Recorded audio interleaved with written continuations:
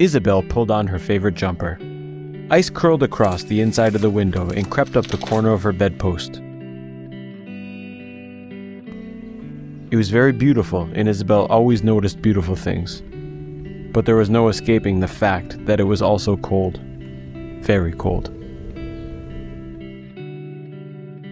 You see, Isabel's family couldn't afford to have the heating on. Isabel's family couldn't afford a lot of things. Things that some people take for granted.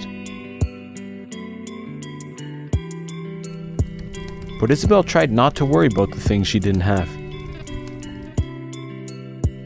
After all, she and her family had everything they needed. They had each other. But one day, there just wasn't enough money to pay the rent and all the bills. Isabel and her family had to leave their home, the house which held all their happy memories.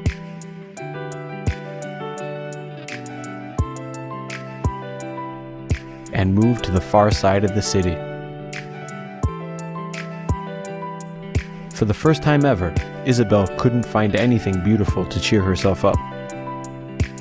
This part of the city looked exactly how she felt: cold, sad, and lonely.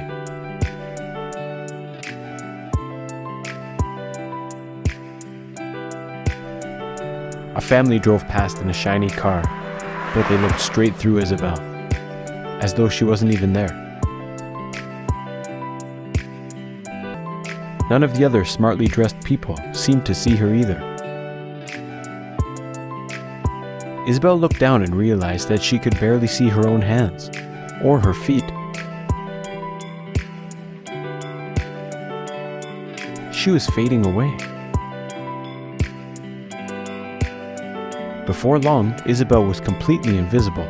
She drifted silently down the streets, as pale and thin as the wind.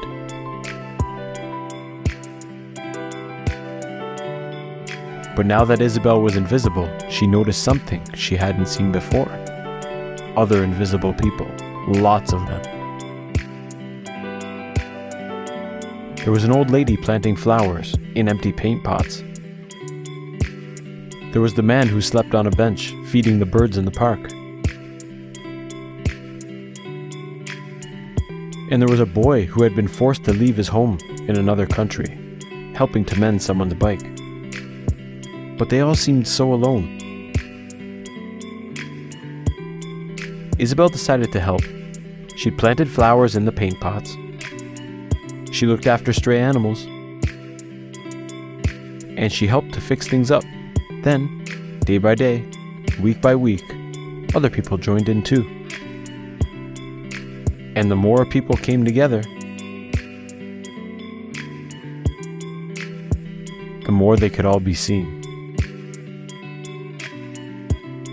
Soon, Isabel wasn't just visible, she was vibrant. And so was her new home. And that was how Isabel made something very special, one of the hardest things that anyone can ever make. Isabel had made a difference.